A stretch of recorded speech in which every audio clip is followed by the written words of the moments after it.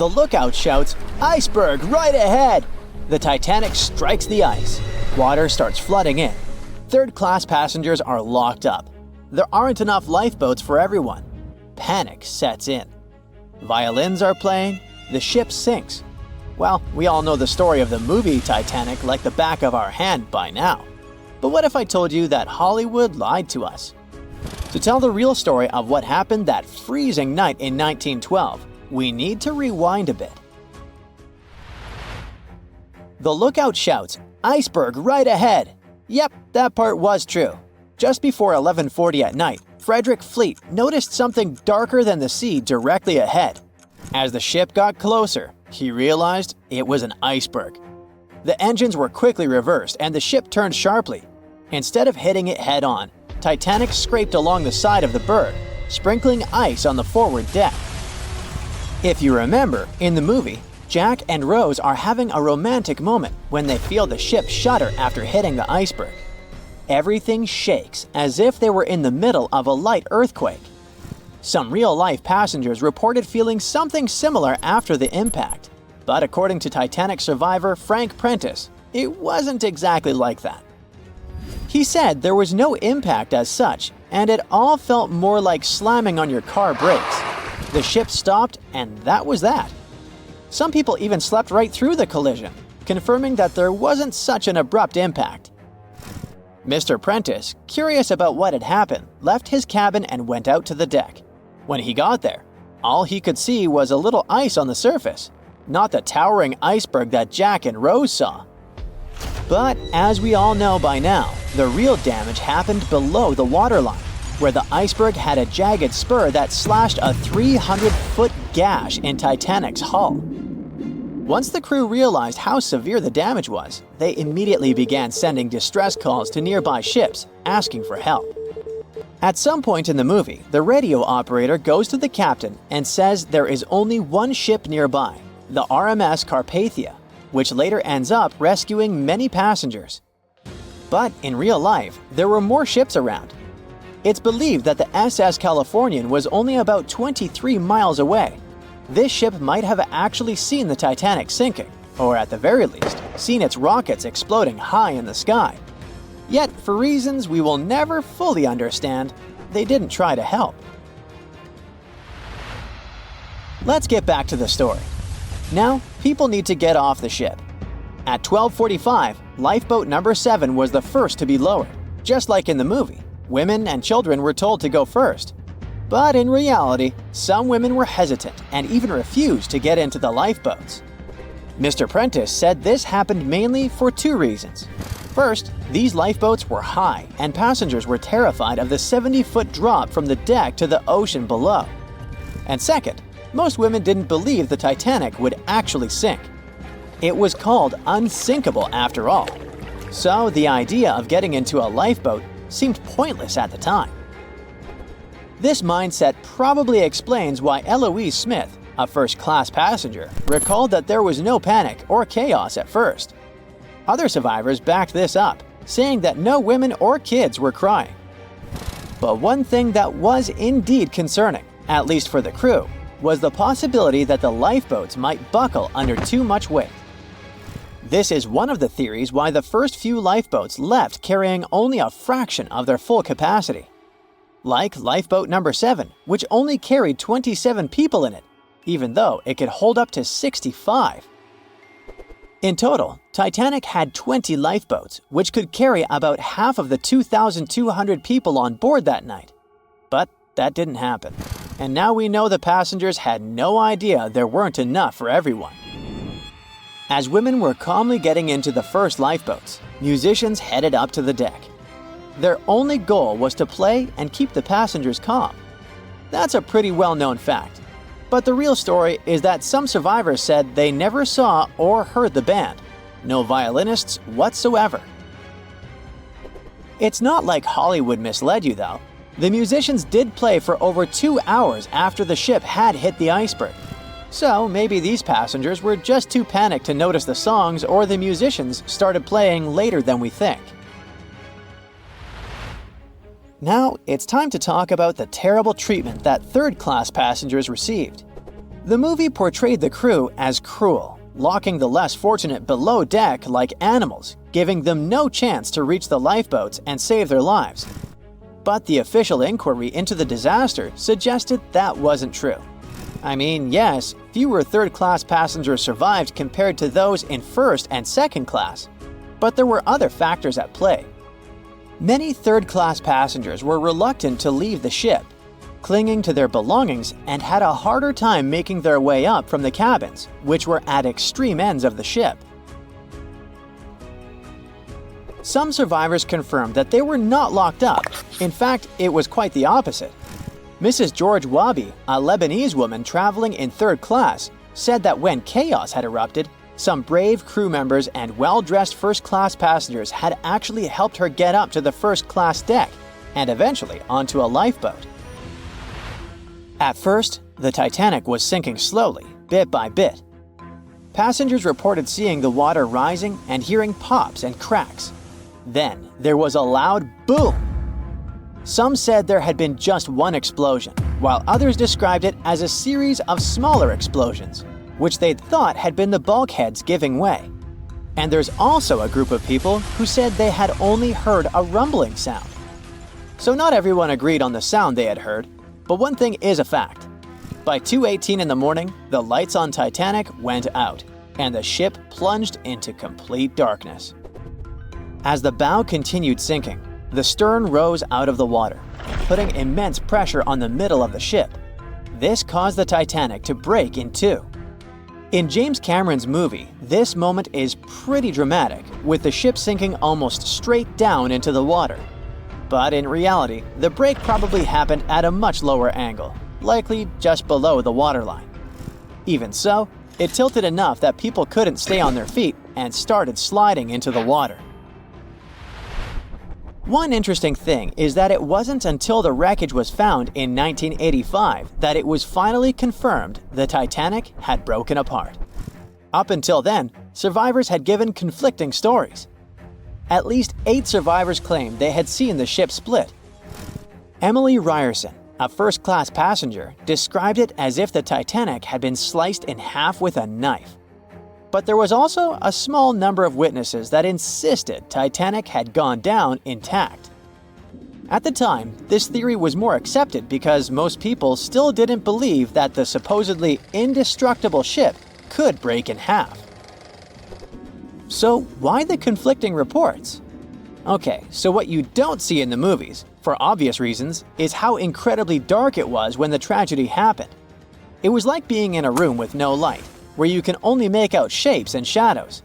That's what it was like on the lifeboats. This means passengers couldn't really see what was happening. And most of those who were close to the ship either lost their lives or were too focused on trying to survive to pay attention to the details of the wreck. Although James Cameron's film didn't fully capture how terrifyingly dark the disaster truly was, the 2012 TV series Titanic did a better job of showing the pitch-black horror of that night. Even then, the reality was much darker and more terrifying than either of these two productions could portray. In the Titanic movie, you won't see any fumes above the fourth funnel of the legendary ocean liner, and it's not a mistake. Back in 1911, the year before the Dream ship's departure, large ships would mostly sail with 4 chimneys. They needed those to draw heat and fumes from their massive boilers. The Titanic was a real engineering gem that only needed 3 chimneys to function. So the fourth was added for balance and more impressive looks. The White Star Line thought the public would have been disappointed to see only 3 pipes on the greatest ship of all time. The Titanic's sister ships, the Olympic and the Britannic, also had 1 fake funnel each for the same reason. The dummy chimney wasn't completely useless and served for ventilation. It took out the fumes from the machine spaces in the lower decks and from one of the first-class general rooms. 1 big ventilation funnel, instead of several small ones, helped to declutter the upper decks and left more open space for passengers to enjoy their strolls. When Titanic went down, the funnels, each weighing 60 tons, went down with the rest of the ship. They were made extra tall to make sure the passengers weren't covered in the soot being ejected. Their height and weight let them stay in the upright position. The forward funnel, followed by the others, fell only when the ship went for the final dive. Those chimneys were much lighter than the bow, so they spread among other debris. The light material they were made of flattened once it hit the bottom, and the iron-eating bacteria living deep down took care of it later. The bow of Titanic remained intact when it hit the seabed, but the stern was completely mangled. When the famous ocean liner hit that iceberg, things got really messy. It took the future movie star a whole 2 hours and 40 minutes to submerge completely. The collision let water flood 6 out of 16 watertight compartments. As the water gushed into the starboard side, the ship started to tilt down in the front and a bit to the right. By midnight, the damaged compartments were spilling water into others, and it was chaos because these compartments were only watertight horizontally. Soon enough, water started flooding through the anchor chain holes, and by 2 a.m., the bow was sinking, and the stern's propellers were lifted out of the water. The ship kept flooding until the moment the bow went underwater, and the stern shot up almost 45 degrees. The weight of those massive propellers stressed the ship's midsection. The steel just couldn't handle it and failed. Survivors described that moment as some loud noise, like breaking china or falling gear. That was the Titanic's upper structure giving in. By 12 past 2 a.m., the bow and stern were only connected by the inner bottom structure. Minutes later, the bow, weighing almost 16,000 tons, broke loose from the stern. The stern rose sharply to an almost vertical position and started sinking slowly. By 2:20, it disappeared underwater. The bow was cruising down at about 13 miles per hour and had hit the ocean floor almost a half an hour before the stern. The two parts of the Titanic now lie 2,000 feet apart, pointing in different directions. The bow remained mostly intact, just covered in mud. The stern turned into a tangled wreck because of the implosions it went through during the descent. The air trapped within the structure just couldn't handle the increasing pressure of the water deep down. Signal rockets played a big part in the Titanic's tragedy. When a ship goes down, you're supposed to shoot up red flares to signal trouble. But someone decided to stock Titanic with white lights instead of the usual red ones. So when the ship smacked into that iceberg, the crew fired off white flares. The SS Californian was passing nearby, and his captain knew the Titanic was in a dangerous iceberg zone. The crew didn't spot the sinking Titanic, but they sure saw those white rockets. The radio between the ships was useless because the Californian's operator switched it off. The captain had a gut feeling something was off, so he flashed a Morse code light signal at Titanic. But he received no reply because the Titanic had already gone underwater. There was another ship, Samson, sailing alongside the Titanic. It had plenty of illegally hunted frozen seal meat from Canadian waters abroad, so it was sailing with lights off to remain unnoticed. When they saw the Titanic's white rockets, they thought it was the Coast Guard and zoomed away. Samson didn't have a radio, so they couldn't find out about the ongoing disaster. The crew got the news about Titanic only when they got to the coast of Iceland the following month. There have been many theories to explain the Titanic tragedy, and one of the recent ones says that there was a fire involved. An Irish journalist went full detective for decades, digging into the mystery, and stumbled upon a game-changer. He came across a photo album that had been hiding from the public for a century after the tragedy. In the pictures, taken at the Harland and Wolff shipyard in Belfast, Northern Ireland, just over a week before the liner sailed, you can clearly see a massive 30-foot black spot on the ship's hull. Maloney researched the photos and eyewitness testimony from the time and claimed that a fire spontaneously broke out inside of one of Titanic's enormous coal bunkers. It was raging for a whole 3 weeks and messed with the metal, critically weakening a crucial segment of the ship's hull. Back then, most ships had just one hull, so it was the only skin the Titanic had. That's why the Iceberg managed to punch a hole through the ship so easily. If it hadn't been for the fire, the Titanic might have shrugged off that iceberg collision.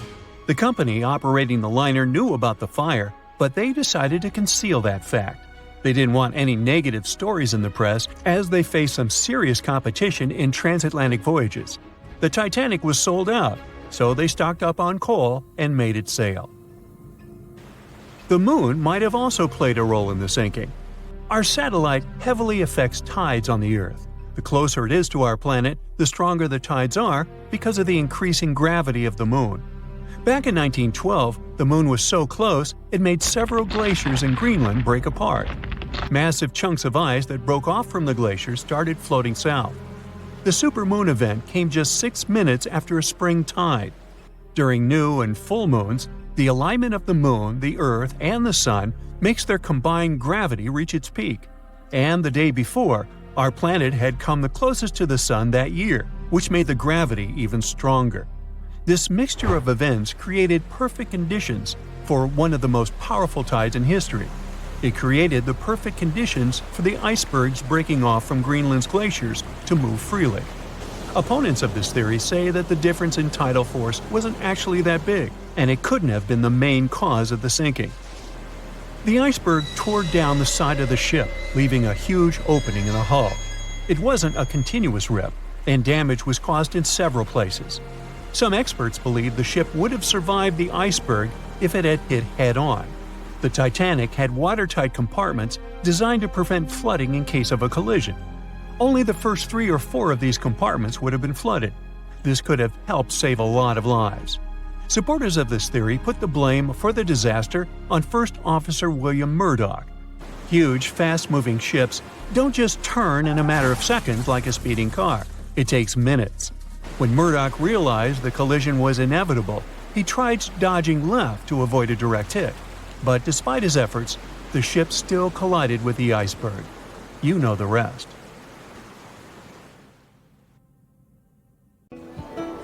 On April 10, 1912, crowds gathered at Southampton Beach to wave off what was, at the time, the world's largest and most prestigious ship, the RMS Titanic. The cost of the most expensive first-class parlor ticket was $4,350. That's around $70,000 in today's money. But barely 5 days after steaming away, the ship was swallowed by the Atlantic Ocean.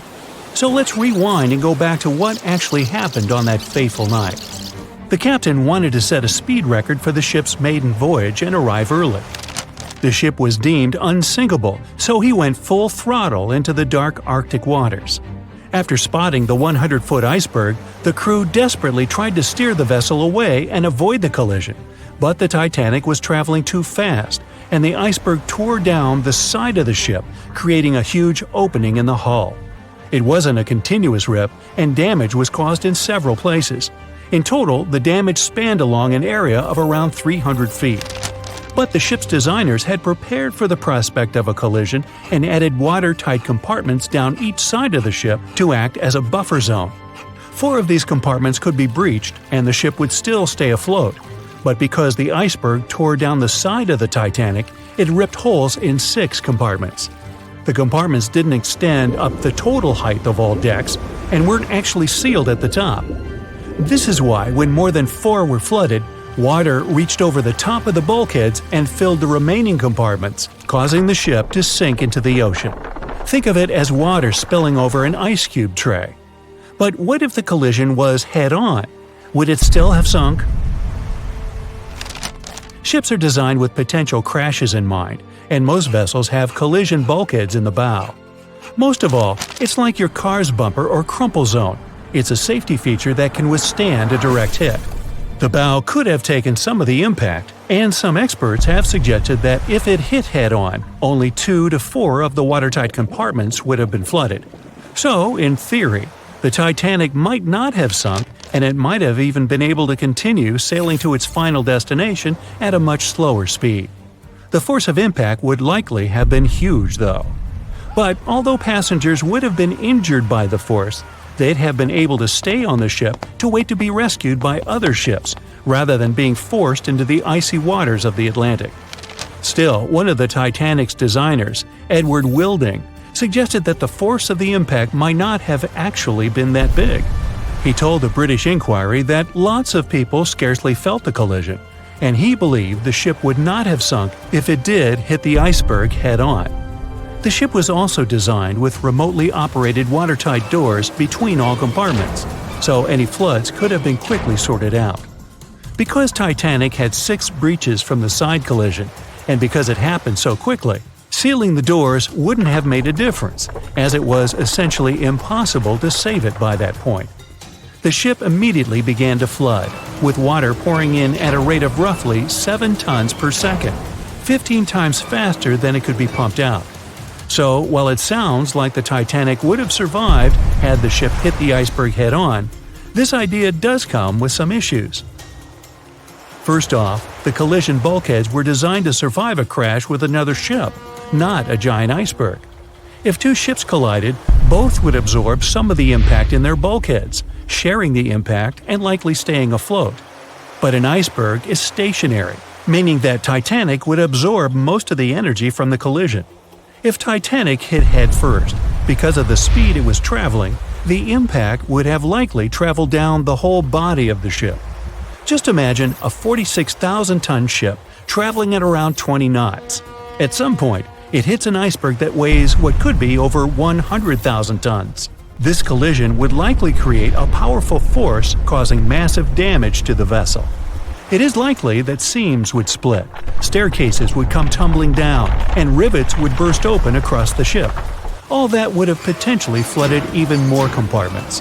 This could have caused Titanic to sink in a matter of minutes rather than hours. But that's just the tip of the iceberg. As we all know, the biggest part of it is hidden underwater. So if Titanic had been traveling head-on, it's likely it would have hit the part of the iceberg below the water first, which would send it veering off course. Hitting an iceberg is not like hitting a brick wall. In this case, the ice under the water would have torn open the bottom of the ship and caused damage to the sides. Icebergs also aren't flat, solid objects. If a flat collision happened, the ship might have stayed afloat, but icebergs come in many shapes and sizes, from domes to wedges. Studies have also been done on the steel used to produce Titanic, and the tests show the metal was about 10 times more brittle than the steel we use today. The ship was built before we understood the effects of low temperature on steel. The old steel used to make the vessel would not bend when faced with freezing temperatures, but break. Recovered pieces of Titanic's hull plates show that the hull just shattered on impact. Hitting head-on would also cause a very severe and abrupt stop, so even if the ship hadn't sunk, there would still have been major issues. Think about when you suddenly hit the brakes on your car, or when the bus stops while you're walking down the aisle and you get flung forward. Passengers would have been thrown across the ship, and because the crash happened at night, most people were sleeping, so wouldn't be able to effectively prepare for any sort of impact. This would result in injuries for most people on board. It would be especially bad for those at the front of the ship, where the accommodation for the off-duty firefighters, greasers, and engineers was. But while passengers and off-duty crew may have been thrown out of bed, there would be a lot more survivors than in the original scenario. Many ships have had head-on collisions and made it back to shore. Not many people know that Titanic actually had two sister ships. The White Star Line, the company that built Titanic, also built vessels called Britannic and Olympic. Captained by Edward J. Smith, who would later helm Titanic, the Olympic set off on its maiden voyage in June 1911. But much like for its sister ship, disaster was just around the corner. On its fifth commercial voyage, Olympic collided with a Royal Navy ship, HMS Hawke. While the Olympic received damage to its side, Hawke crashed into the other vessel head-on. The bow of the Hawke was completely crushed by the collision, but because the ship had watertight compartments, it managed to survive the impact and later returned to shore for repair. Another study case is the SS Andrea Doria, which was an Italian ocean liner that made global headlines in 1956. Like the Titanic, the Andrea Doria was heading for New York City on its 101st voyage when disaster struck. On July 25th, the vessel collided with the 524-foot Swedish passenger liner Stockholm. The Stockholm hit the ship head-on, but the point of impact for the Andrea Doria was on its side. The front of the Stockholm was completely smashed, but because the impact was on its hull, it managed to survive. The Andrea Doria, however, sadly sank due to the collision being on the side of the ship. So these cases could suggest that maybe the Titanic would have survived had it hit the iceberg head-on. But we have to remember that the Titanic hit the thing full speed, whereas both the Olympic and the Andrea Doria were traveling slower. A beam of electric light pierces the darkness over the calm waters of the Atlantic Ocean. The Titanic is quietly making its way through the waves, its passengers asleep, when suddenly a monstrous white shape is caught in the light beam. The fateful iceberg is about to rend the side of the legendary ship.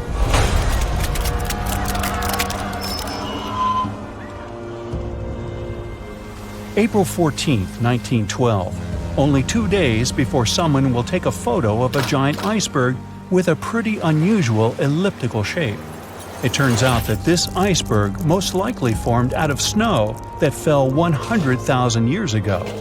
Researchers used computer modeling to figure out its origin.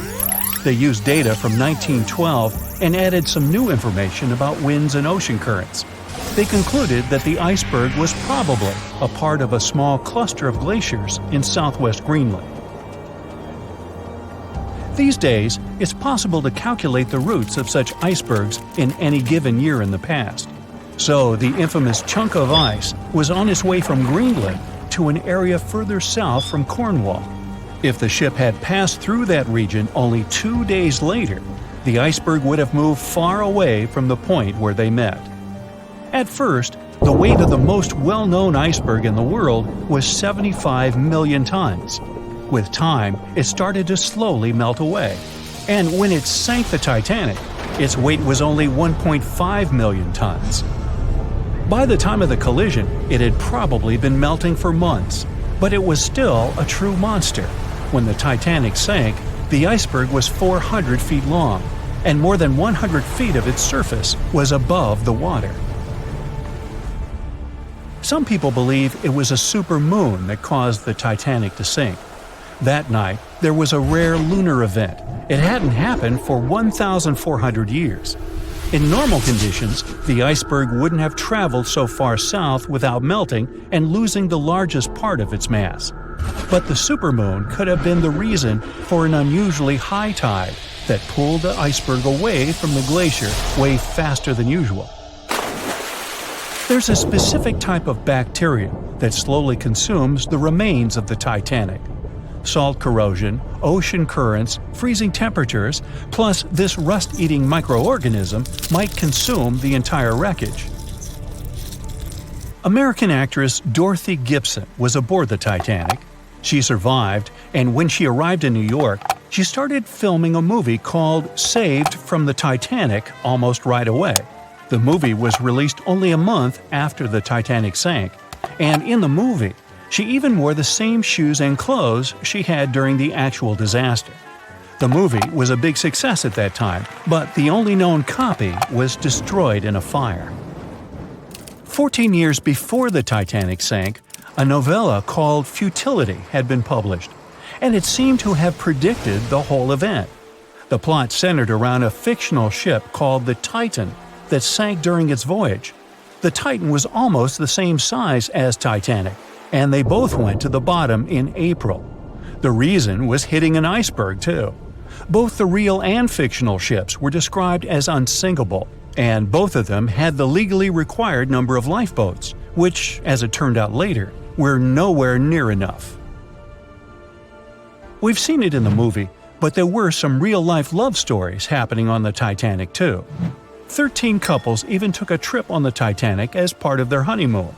One of the couples owned Macy's department store in New York. Once it became clear the Titanic was rapidly sinking, the woman refused to go into a lifeboat without her husband. But he didn't want to join her while there were still women and children who he thought had to go first. Then his wife gave her coat to her maid. She insisted that the maid should get into the lifeboat, and she wanted her to be warm. As for the woman herself, she decided to stay with her husband till the end. Some people believe Titanic sank because of a mummy, not an iceberg. It all started around 1000 BCE with a mysterious woman who lived in Egypt, in the city of Thebes. People knew little about her, but they called her a priestess.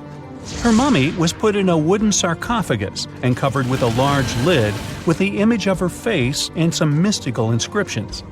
This place had been hidden until the first half of the 19th century, when a group of locals accidentally came across it. They disturbed her peace. No one knows how, but the mummy disappeared that day without a trace.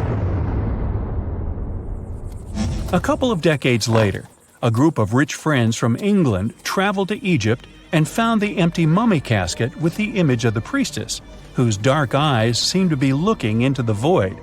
They decided to buy it, but the buyer disappeared the same night before he even got the case. All members of the group had some accidents. The casket changed its location a couple of times until it, as some believe, ended up on the Titanic. It took more than 70 years for a robot submarine to find the ruins of this legendary ship. The wreck lies nearly 13,000 feet under the surface of the Atlantic Ocean, split into two halves. Why did the liner break apart? No one knows exactly. Some think it happened because of the water that got inside when the ship collided with the iceberg. The pressure was so powerful it separated two parts of the vessel, starting with the ship's bottom structure. Others say it was because of the hull rivets. They had a high concentration of slag or smelting residue, and that's something that can cause the metal to split apart. The ship generally had many flaws, starting with the design. The watertight bulkheads weren't completely sealed on top. This allowed the water to flow between the compartments and, in the end, sink the vessel. The iron of the ship's rivets and steel of the hull ended up ruined because of high sulfur content, cold temperatures, and high speeds. The steel shattered and the rivets popped out quite easily. Because of this, Titanic sank 24 times faster than it would have otherwise. If the ship had hit the iceberg head-on instead of ramming it with its side, it would have probably stayed afloat. How come the crew members didn't have binoculars? It would have surely helped them spot the iceberg on time and maybe even avoid the disaster. But the binoculars on the Titanic were locked in a storage cabinet. Only one crew member had the key, and he had been transferred off the ship right before it set sail. He later said he hadn't remembered to hand over the key.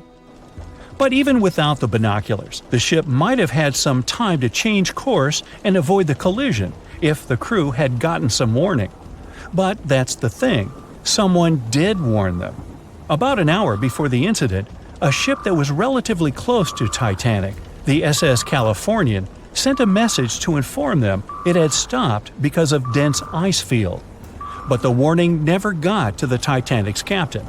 Some experts say it was because the radio operator didn't think it was that urgent. And later, the SS Californian said they didn't get a call for help from the Titanic because their radio operator was off duty.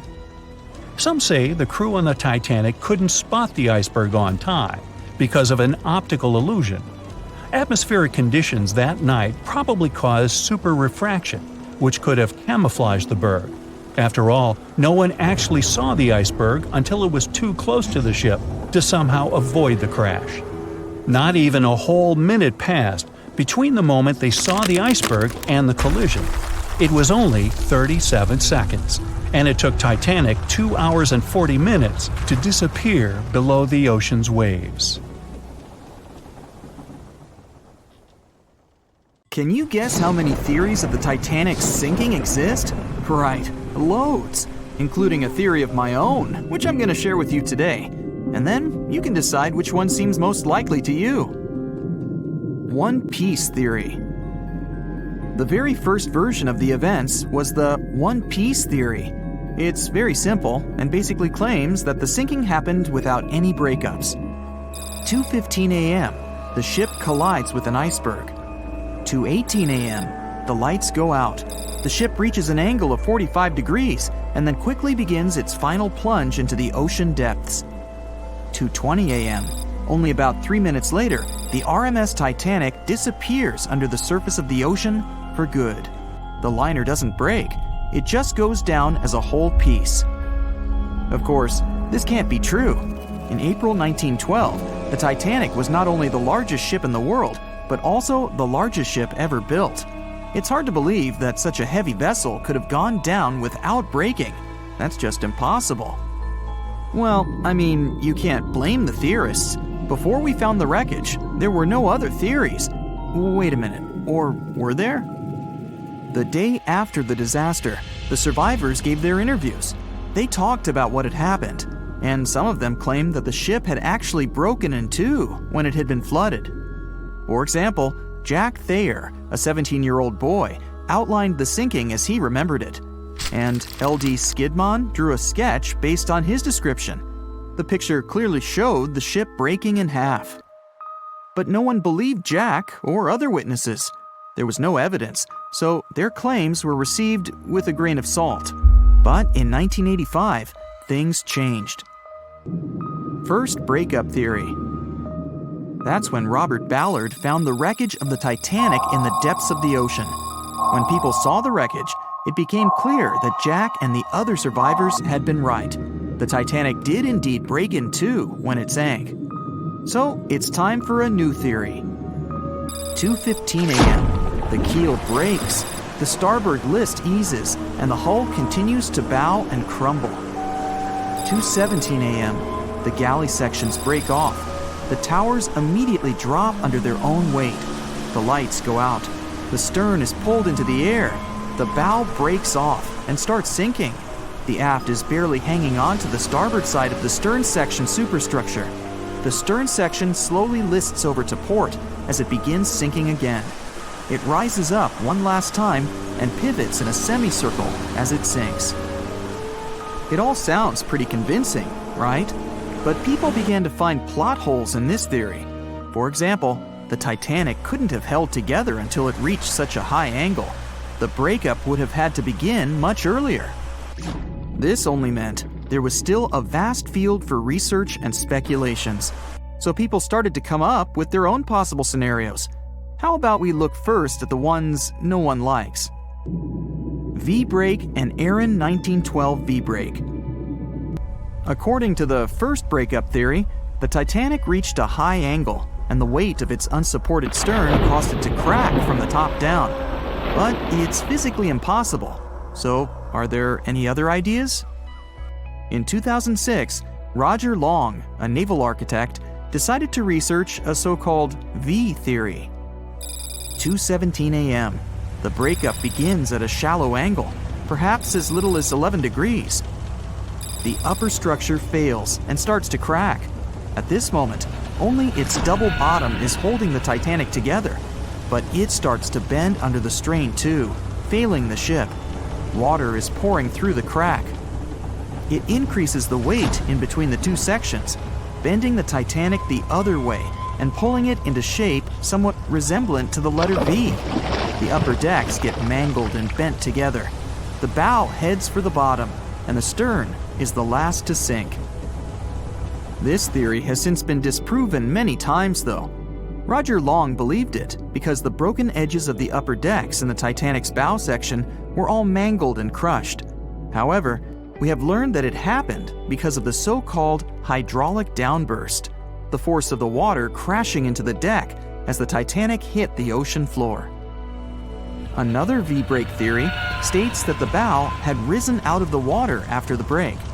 This theory was mainly peddled by one former Titanic enthusiast. But not only has this theory been proved to be physically impossible due to the bow's incredible mass, it was also inspired by incorrect information. Remember Jack Thayer? Well, it was based on his sketch and the words of a couple of passengers. But the truth is, none of them had ever seen the Titanic break down like this. Jack himself even stated in an interview that the sketch was completely out of context to what he had actually seen. It was drawn by a passenger on the Carpathia, the ship that received the Titanic's distress signal and came to its aid. It couldn't be used as evidence. Now that we know this, let's move on to the theories that most people believe in. James Cameron's banana peel theory. Who hasn't seen the legendary movie about the Titanic, right? It became the leader of the 70th Academy Awards ceremony in the number of nominations and awards, and deservedly so. But did you know that James Cameron had been interested in the Titanic for many years and studied the ship's history? His books and research are very detailed, and he even came up with his own version of the events. It's called the banana split theory, and this is actually what you could see in the movie. Here's how it goes. The Titanic reaches a 23-degree angle and fractures down to the keel. The double bottom acts as a hinge as the stern falls down. When the double bottom fails, the bow and the stern separate. The stern lists to port, standing vertically, and then begins to go underwater. This theory is the most scientifically accurate one, along with Roy Mengot's theory. Wait, who's Roy Mangot? Mangot theory. Roy Mangot was an engineer who came up with the most plausible theory for the time being. 2:17 a.m. The lights go out on the Titanic. At this moment, the ship is at an angle of 20 to 23 degrees. Suddenly, the vessel snaps in two just around the third funnel. It causes the stern to settle into the water. The keel fails first. The draft and lower hull are crushed and break apart. Water surges into the bow and stern of the ship through the huge cracks, causing the bow section to sink beneath the waves. The stern rises up to the angle of 70 to 90 degrees, and then it sinks too. This theory seems to make the most sense, but it's quite controversial. The survivors who saw the breakup stated that the stern had settled back with the bow completely missing. Mengot's theory, however, contradicts that statement, while James Cameron's scenario takes this into account. Are you thinking what I'm thinking? The truth must be somewhere in the middle. My version. Now, as promised, I'll provide you with my version of the events. Well, it's not really my theory, more like a combination of Roy Mengot's and James Cameron's ones.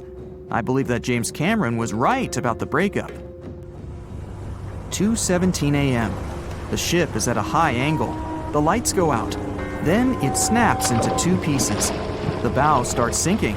The double bottom is still attached to the stern for a minute or so. Once the double bottom fails, the two parts separate and the bow goes down. Then, as Mangot said, the stern rises up at a high angle, and then it begins to sink vertically. It might have actually happened because the survivors stated that they had seen a clean break. This means it couldn't be hidden. And they had also seen the stern staying vertically in the air for a long enough time, probably a few minutes, before disappearing. Anyways, all of these are just speculations. Regardless of how the Titanic broke apart and sank, it was a great tragedy. It's already been 110 years since the Titanic collided with an iceberg and sank. Did you know that in 2022, the Blue Star Line Company is completing the construction of an exact replica of the Titanic? Called the Titanic II liner, the ship will be sent sailing along the same route with 2,400 people on board. Let's hope that everything goes well for them. Staying in the water that's 70 degrees Fahrenheit for a long time definitely won't do your health any good. A water temperature of 50 degrees Fahrenheit is a nightmare. It feels much colder than the air of the same temperature. The passengers of the Titanic were in 28 degrees Fahrenheit water. Can you imagine how cold it was? Even the iceberg that the Titanic met was warmer. The water didn't freeze because of the high salt content. But what if the temperature had been higher? What if the Titanic had sunk in warm water, say 120 degrees Fahrenheit? Theoretically, this could have happened had the waters of the North Atlantic met a warm undercurrent from the southern part of the ocean on disaster day. But this heat wouldn't have been enough. The ocean area is too vast, and the temperature is too low at night. The warm undercurrent alone wouldn't have made a difference for people who were overboard. But if the Titanic had sunk in another place at one particular moment, perhaps then all people could have been saved, thanks to an incredible natural phenomenon. Now, on board everybody, our voyage to a parallel universe begins. It's a moonless night on April 14th through 15th.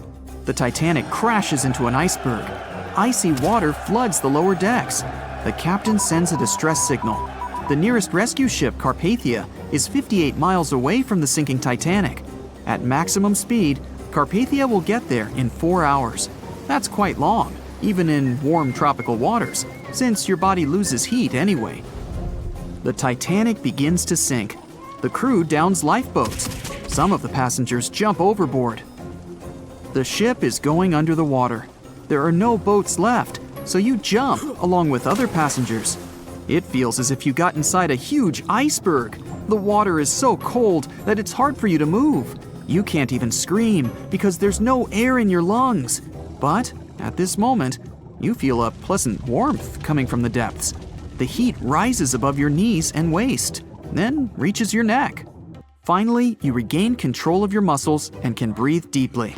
You notice that all the other passengers feel the same warmth. The water becomes a little hot. It makes you happy. But in a moment, horror replaces your delight. The ocean begins to foam. And not because of the high temperature, but because something is rising from the ocean floor. You hear a heavy, low sound coming from the depths. It's not a sinking Titanic, but something bigger. You can see a huge iceberg nearby. It's melting, and a huge chunk is breaking off from it. 1,000,000 bubbles appear on the surface. Then you feel something hit you in the leg. Thousands of strange lightweight rocks are rising from below. There are also massive plates among them. People use them as lifeboats. You climb on one of those rocks and look at the ship. It doesn't sink, since all the water is bubbling and pushing the vessel up. You take one of the small rocks and understand everything. It's pumice. An underwater volcano has woken up right under the ship. Thousands of tons of volcanic rock are floating to the surface. When it erupts, its magma shakes the entire space, heats the water, and destroys the seabed. But it doesn't result in anything destructive on the surface.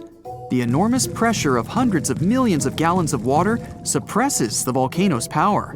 Molten rocks of the Earth's crust are pressed against the seabed, and pumice rises to the surface. And here's why it happens. The upper part of Earth consists of many solid parts, tectonic plates. These plates collide with each other and divide. And when one part separates from another, the magma immediately comes up. So, all volcanoes are these unstable fault sites. If the Titanic had sailed over one of these areas during an eruption, many passengers would have been saved. Back in the parallel universe, you notice the Titanic starts sinking again. The water is no longer bubbling. The volcano has gone out. In a matter of seconds, the ocean turns icy again. Fortunately, you have your pumice lifeboat. This is enough to wait for rescuers. But let's imagine a situation with no underwater volcano and an iceberg. A situation when the water was warm from the very beginning. One of the engines in the motor compartment of the ship breaks down. Several pipes burst because of increased pressure, and now there's a crack in the ship's body. Water is filling the lower decks. The ship is sinking. People evacuate on lifeboats. There's less panic since the night is warm and no one is freezing. Each passenger gets a life jacket. The ship is breaking. You understand that you have to jump. The Titanic goes underwater. Many passengers fall overboard in horror. They dive into the dark ocean and immediately come to the surface. Panic and complete chaos take over. The ship disappears in the dark, and finally, it's all silent. A few minutes pass, and you notice there's no panic at all. The water is warm. Almost all passengers have life jackets. Someone is floating on the wooden ship wreckage. After a couple of hours, the water no longer seems so comfortable. The ocean takes away your body heat. To keep warm, passengers swim closer to each other in a tight circle. Yeah, now it's quite possible to wait for another couple of hours till the rescuers come. People on lifeboats sail closer and take those who freeze on board. Passengers take turns, 20 minutes in the water, then 20 minutes in boats. It's essential not to take your clothes off. Even a wet outfit helps keep your body warm for longer. And when it seems that everyone is saved, somebody screams. A girl in a boat looks scared. She trembles with fear and points her finger into the black water. Passengers try to see what's there and notice a triangular fin. 1, 2, 3. There are so many of them. The noise of the sinking ship has attracted a group of sharks. And now they are circling the survivors, hoping to satisfy their hunger. They're swimming slowly. It doesn't look like they're going to attack. But you should keep your eyes open, as these fish are some of the world's most aggressive and dangerous sharks. the bull sharks. They can be agile, fast, and unpredictable. They don't swim in the cold waters of the Atlantic, but the water in this parallel universe is perfect for them. The sharks are strong and sturdy. They create the illusion of slowness to relax their prey. They're called bull sharks because of their short, blunt muzzle, like that of a bull, and they like to hit a target or other sharks with their forehead. Several fish are ramming boats. Someone falls into the water. Fortunately, people help them back on board. The sharks aren't going to retreat. Chaos and panic ensue. People are screaming and splashing the water with paddles to scare away the fish, but it doesn't help. One of the sharks opens its toothy mouth and clings to a boat. At this moment, you notice more fins nearby. A pack of great white sharks arrives at the party. They are some of the most dangerous animals on the planet. They're big, fast, and strong, and their 300 triangular teeth lined in several rows are sharp as blades. Great white sharks swim around the boats and scare away the bull sharks. You fall off the boat and see a big fin approaching you. Fear awakens the survival instinct in you. You're trying your best to swim away from the shark as far as possible.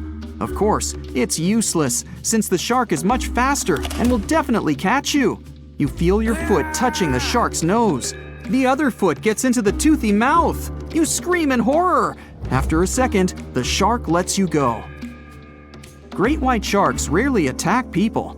If they bite, it's just to test you. After all, the shark's favorite prey is seals. It simply loses interest if it realizes you aren't a seal. But if the shark is starving, it doesn't matter to it what kind of prey you are. Lucky for you, this one is not like that. Those survivors in the boats have almost nothing to fear either. Great white sharks don't attack them. They can push boats slightly, but only to test them. The great white shark is swimming away from you, but a bull one appears, and it looks like it's hungry. The shark is swimming towards you, opens its mouth, and a loud ship horn penetrates the water. This is the RMS Carpathia that has come to the rescue. All the sharks swim away scared. All passengers are saved. Back in our universe, another ship that had been nearby could have saved the passengers much earlier. But that's another story. It was the biggest ship ever built in its time, and it was supposed to be unsinkable. But within days of steaming out on its first voyage in 1912, the Titanic was gone beneath the relentless waves of the North Atlantic Ocean. And of its more than 2,200 passengers and crew, only 706 survived that dreadful night. Would a smaller ship have fared any better in the same situation? Did the size of the iceberg truly matter in the end? Was it a mistake for the ship to change course at the last minute as it tried to avoid impact? These are three questions that have people pondering, what if? We do know that Titanic was considered an engineering marvel in its day. Designed by Thomas Andrews for the British shipping company White Star Line, it was just over 880 feet long and 175 feet tall. Built with abundant space for 840 staterooms, a swimming pool, a squash court, a gym, and 2 dining rooms. But it was below deck that one of its most impressive new features could be found. Titanic's hull was divided into 16 compartments designed to be watertight. Up to 4 of these compartments could take on water in the event of a breach, with the remaining 12 helping to keep the damaged ship afloat. It was thanks to these compartments that the ship was regarded as unsinkable. Rumor has it that Philip Frank, White Star Line's vice president, even declared, "There is no danger that Titanic will sink. The boat is unsinkable, and nothing but inconvenience will be suffered by the passengers." On April 14, 1912, that proved to be mistaken when Titanic struck an iceberg. As ice ripped along the ship's hull, several of those watertight compartments ruptured. It took only 2.5 hours for Titanic to sink. Did the size of the iceberg that hit Titanic seal its fate? Would a bigger or smaller iceberg have made any difference? Icebergs come in a wide variety of shapes and sizes. They are pieces of ice that have broken away from glaciers or ice shelves in the Arctic and Antarctic, and are now wandering across the ocean until they eventually melt. One of the tallest icebergs ever found would have easily dwarfed Titanic. Discovered in 1957, it was 550 feet high. That's close to the height of the Washington Monument. Imagine ramming into something that big. Smaller icebergs, though, can turn out just as dangerous. Some are the size of houses and called bergy bits. Others, closer to the size of a car, are called growlers. These can be much harder for ships and boats to locate, making them more difficult to avoid. And though smaller, they can produce a lot of damage when hit.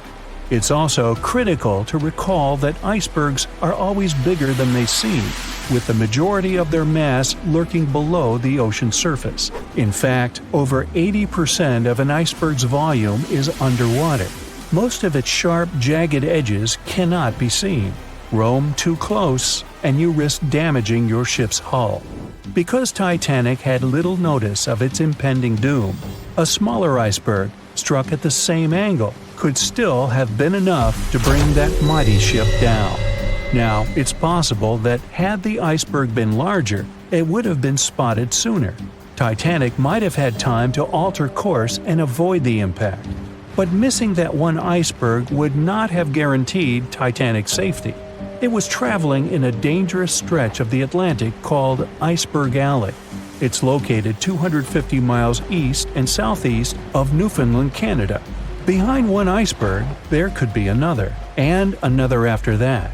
And so the crew on board had to remain very attentive to avoid several potential collisions, not just one.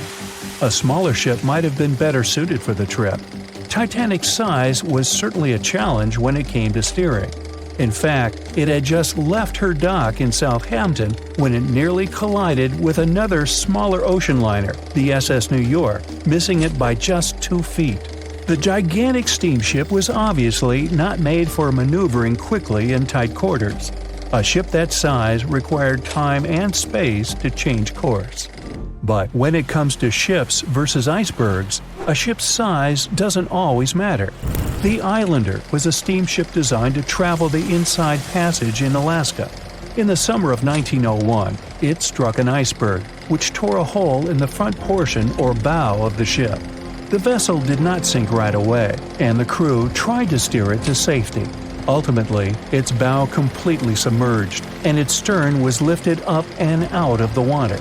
It didn't take much longer before the ship sank completely. Of the 168 passengers and crew members, 128 survived, and $3 million in gold was lost. Islander had a 240-foot hull, making it almost a quarter of the size of Titanic, and that smaller size didn't seem to be much help in preventing a collision with an iceberg. And then there was the Hans Hedtoft in 1959. Also known as the Little Titanic or the Danish Titanic, it was referred to as the safest ship afloat. It was 272 feet long with 95 people on board. Much like the real Titanic, the Hans Hedtoft was specifically engineered to handle most of what the sea could throw its way. Along with its double steel bottom, it also had an armored bow and 7 watertight compartments. How could such a ship sink? But it could, and it did. It was on its first voyage, returning to Copenhagen, when it ran into trouble. On January 30th, it hit an iceberg. An SOS was sent, but when the Johannes Cross arrived to help, the Hans Hedtoft was nowhere to be found. The only evidence of the ship's existence was a lifebelt that was washed ashore in Iceland 9 months later. Again, the ship's smaller size didn't work in its favor. A smaller size of Titanic wouldn't have guaranteed a safe voyage in 1912. The final what-if concerns the last-minute choice when the iceberg was spotted and the alarm sounded. First, Titanic could attempt a complete stop, but this wasn't an option as the ship needed a half a mile to come to a halt, and the iceberg was a mere 900 feet away. Second, the Titanic could attempt to avoid the iceberg by steering away from it. This is what the captain ordered, but the attempt was unsuccessful, resulting in a deep gash across the ship's hull.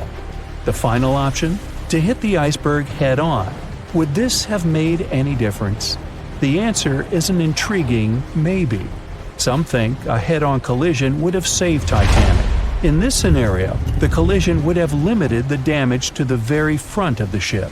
Instead of the iceberg tearing through the hull and compromising several of the watertight compartments, only 4 of the compartments would have been breached. This meant the others could do their job of keeping Titanic afloat. The ship could be stuck, unable to move, but it would remain above water until help arrived. This would provide a ship like Carpathia enough time to reach the scene of the accident and bring the people on board to safety. One of the Titanic's designers, Edward Wilding, made a similar claim during an inquiry into the sinking. He argued that most people would have survived a head-on crash, and that Titanic itself would not have sunk. Others disagree, though. First, the special bulkheads on Titanic were designed specifically to protect the ship against collisions with other vessels, not with icebergs. These compartments would crumple upon impact, absorbing some of the force while the other ship absorbed the rest. Though the damage would still be extensive, the remaining bulkheads would keep the ship afloat. But an iceberg does not have the same flex in a collision as you would experience with another ship. Most of the force would be absorbed by Titanic, resulting in greater damage to the ship. Even worse, the impact would be carried through the full length of the ship. Rivets would burst, seams would tear, the compartments would quickly flood, and the ship would sink even faster, resulting in fewer survivors. In any case, as with most what-ifs, we'll never really know the answer. As tragic as Titanic's first and last voyage was, it did result in changes that helped make venturing out to sea much safer. Findings from hearings on the disaster led to the creation of the International Ice Patrol, or ICC, in 1914, an organization that tracks icebergs in the Atlantic and Arctic Oceans to ensure vessels in the area can avoid them. In the US and Britain, ships were obligated to carry enough lifeboats to accommodate every person aboard. Regular lifeboat drills were made mandatory. And finally, the bulkheads on ships were made higher to keep water out, and bottoms were stretched to create double hulls, helping make the compartments truly waterproof. There's no denying that Titanic was a terrible tragedy, but the lessons learned from that night to remember has helped prevent many more.